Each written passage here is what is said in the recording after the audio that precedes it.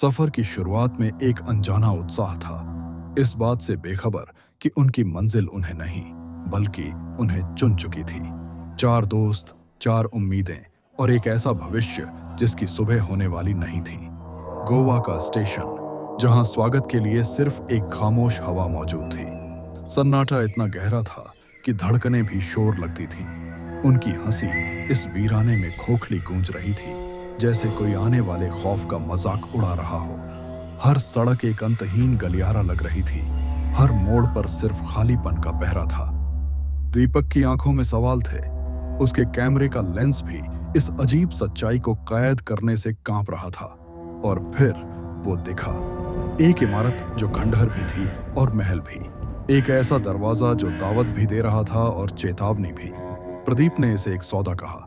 उन्हें क्या पता था कि वो अपनी रूहों की कीमत चुकाने जा रहे थे। होटल की लॉबी में हवा भी सदियों पुरानी लग रही थी, जैसे किसी ने वक्त को यहीं कैद कर दिया हो। एक अकेला आदमी, जिसकी मुस्कान उसकी आंखों तक नहीं पहुंचती थी, वो उनका मेजबान था या उनका रखवाला। पल्लवी को उस खामोशी में एक अनसुनी चीख महसूस हुई, एक ऐसी दहशत जिसे सिर्फ रूह महसूस कर सकती थी। कमरा नंबर 474, एक संख्या और एक मुकद्दर। वो लिफ्ट सिर्फ ऊपर नहीं ले जा रही थी, वो उन्हें हकीकत से बहुत दूर ले जा रही थी। रूही के हाथ का कंगन अचानक सर्द हो गया, जैसे किसी बर्फीले हाथ ने उसे छू लिया। गलियारे की दीवारों पर लगी तस्वीरों के चेहरे किसी ने खुरच दिए थे, जैसे वो कोई राज छुपाना चाहते हों। कमरे का दरवाजा खुला और एक ठंडी हवा ने उनका स्वागत किया, जैसे कोई बरसों से उनके आने का इंतजार कर रहा हो। कमरा आलीशान था, पर उसकी शान में एक अजीब सा मातम छुपा हुआ था। उस पलंग पर सिलवटें ऐसी थीं जैसे अभी अभी कोई वहां से उठा हो, या शायद कभी उठा ही ना हो। खिड़की के बाहर सिर्फ धुंध थी, एक सफेद दीवार जो दुनिया से उनके रिश्ते को मिटा रही थी। प्रदीप ने इस डर को हंसी में उड़ा दिया। वो नहीं जानता था कि डर को अपनी मौजूदगी साबित करना आता है।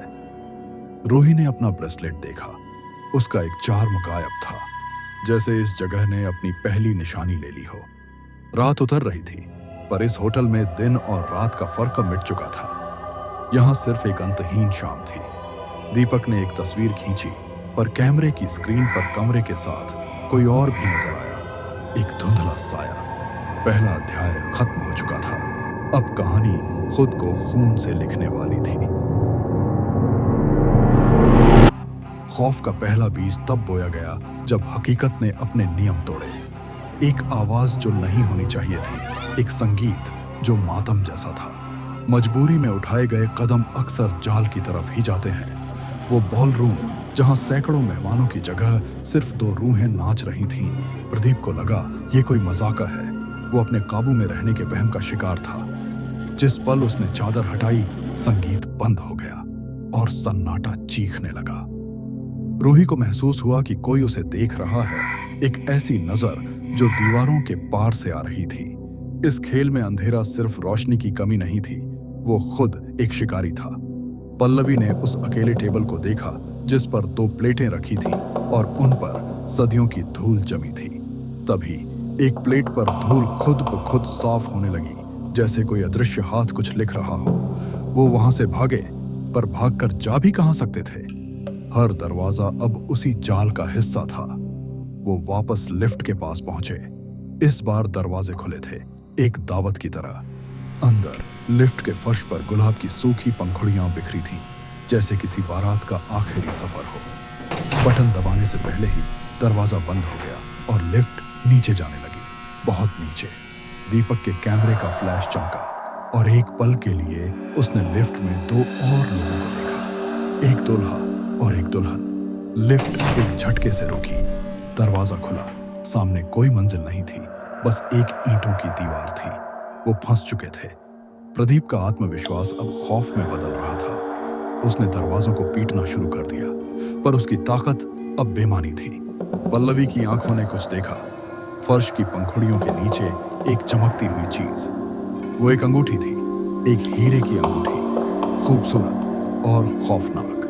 जैसे ही उसने अंगूठी को छुआ, लिफ्ट में एक सर्द कानाफूसी गूंजी, मेरी। तभी लिफ्ट की बत्तियां वापस आ गईं। और दरवाजे खुल गए। वो उसी फ्लोर पर थे जहां से चले थे, मगर अब वो जानते थे ये होटल एक भूल भुलैया था और वो इसमें कैद चूहे थे। दीपक ने अपना कैमरा चेक किया। लिफ्ट वाली तस्वीर डिलीट हो चुकी थी। याददाश्त के सिवा कोई सबूत नहीं था। खेल शुरू हो चुका था और पहला शिकार चुना जा चुका था।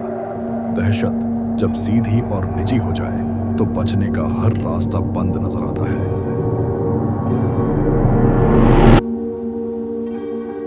कमरे का टेलीफोन बजा। उसकी घंटी सदियों पुरानी लग रही थी, एक ऐसी आवाज जो अब नहीं होनी चाहिए थी।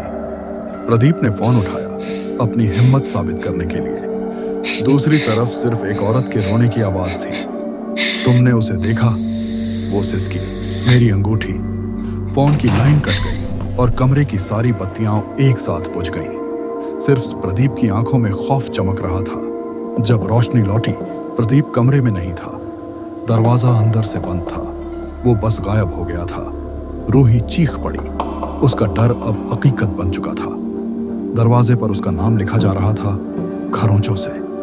दीपक ने समझ लिया था उन्हें इस जगह के राज को समझना होगा, वरना वो सब एक एक कर गायब हो जाएंगे। उन्होंने दरवाजा तोड़ दिया। गलियारा खाली था, पर हवा में एक सर्द हंसी गूंज रही थी। उन्हें पता था कि जवाब उसी जगह मिलेगा जहां ये सब शुरू हुआ था। कमरा नंबर 474। उन्होंने कमरे की तलाशी शुरू की। हर दरवाजा खाली था। हर अलमारी में सिर्फ पुरानी हवा भरी थी। पल्लवी की नजर फर्श के एक तख्ते पर पड़ी जो बाकियों से थोड़ा अलग था। तख्ते के नीचे एक पुरानी डायरी थी, चमड़े की जिल्द वाली, जिसका हर पन्ना एक चीख था। वो डायरी उस दुल्हन की थी। उसके शब्द खुशी से शुरू हुए और खौफ पर खत्म।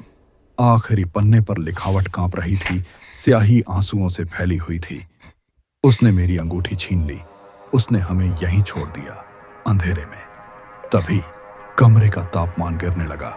दीवारों से पानी रिसने लगा, काला और बदबूदार।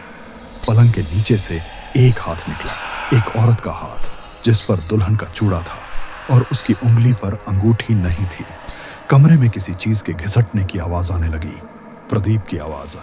उसका शरीर हवा में लटका हुआ था और उसके गले पर किसी के कसकर पकड़ने के निशान थे। उसका घमंड टूट चुका था। रूही की चीख उसके गले में ही जम गई। वो बस उस खौफनाक मंजर को देख सकती थी, हिल भी नहीं सकती थी। अदृश्य ताकत ने प्रदीप के बेजान शरीर को पलंग के नीचे खींच लिया और फिर सन्नाटा। अब वो 3 थे और उन्हें पता था कि अगला नंबर किसका है। जांच का अंत हो चुका था। अब सिर्फ इंतकाम बाकी था। सच्चाई एक आईने की तरह थी जिसमें अपनी मौत का अक्स नजर आ रहा था।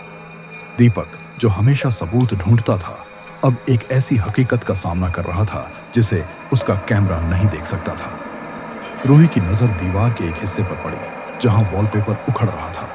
उसके पीछे प्लास्टर नहीं, अंधेरा था। उस अंधेरे से एक ठंडी हवा आ रही थी और शादी के जोड़े में लिपटी 2 लाशों की बदबू।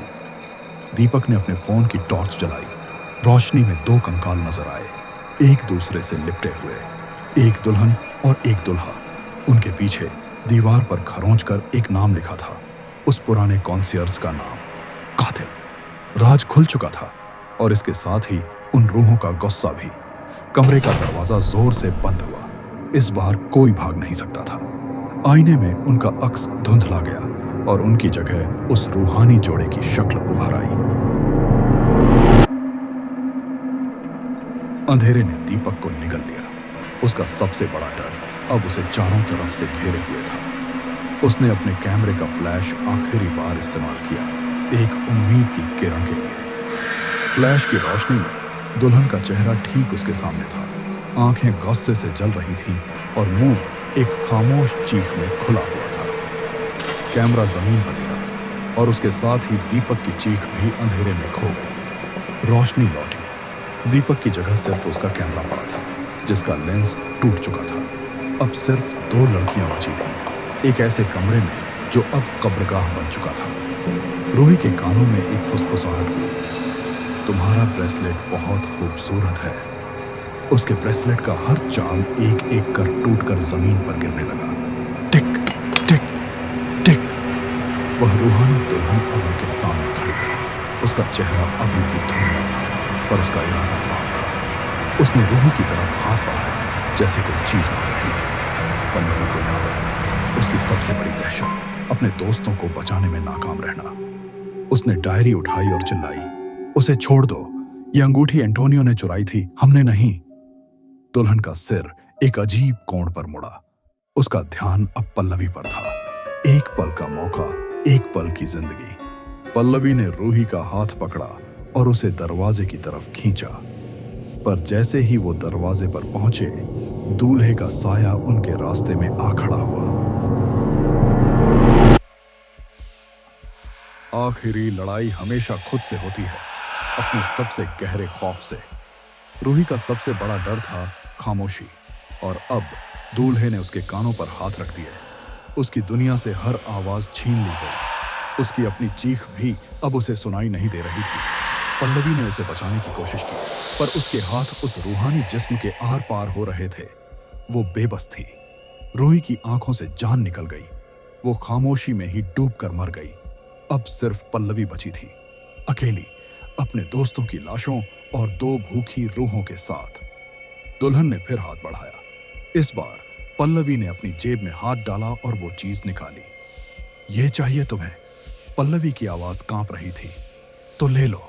उसने अंगूठी को गलियारे में दूर फेंक दिया। एक पल के लिए दुल्हन का ध्यान भट गया। यही उसका मौका था। पल्लवी दौड़ी, अपनी जिंदगी के लिए ऐसी दौड़ी जैसे पहले कभी नहीं। पीछे से एक दिल दहला देने वाली चीख गूंजी, जैसे उसे अपनी गलती का एहसास हो गया हो। होटल अब खुद को मिटा रहा था। दीवारें गल रही थीं, फर्श टूट रहा था। वो लॉबी में पहुंची। पुराना कॉन्सियर्ज अपनी जगह पर खड़ा मुस्कुरा रहा था। उसकी मुस्कान अब शैतानी थी। वो दरवाजे की तरफ भागी, पर दरवाजा अब एक काली खाई में बदल चुका था। पीछे से दुल्हन उस पर झपटी। उसके ठंडे हाथ पल्लवी के कंधे पर पड़े। पल्लवी ने आखिरी बार अपनी पूरी ताकत लगाई, अपने दोस्तों की याद में, और उस पकड़ से खुद को छुड़ा लिया। बिना सोचे वो उस काली खाई में कूद गई। मौत और आजादी के बीच एक आखिरी जुआ। एक पल बाद वो होटल के बाहर जमीन पर पड़ी थी। सुबह हो रही थी। उसने पीछे मुड़कर देखा। वहां कोई होटल नहीं था, सिर्फ एक बंजर जमीन और एक पुराना जला हुआ खंडहर था। गोवा की सड़कें अब लोगों से भरी थीं, गाड़ियों का शोर था। जैसे वो भयानक रात कभी हुई ही नहीं थी। वो बच गई थी, पर उसकी रूह वहीं उस होटल में कैद रह गई थी। उसके घर वाले उसे मिले, पर वो पल्लवी अब वो नहीं थी जिसे वो जानते थे। वो खामोश थी। उसने बोलना बंद कर दिया था, शायद डर से, या शायद इसलिए कि उसके पास कहने को जो कहानी थी उस पर कोई यकीन नहीं करता। रात में जब वो अकेली होती तो अपनी मुट्ठी खोलती। उसके हाथ में वो हीरे की अंगूठी होती जो अब भी ठंडी थी और हमेशा के लिए उसकी थी।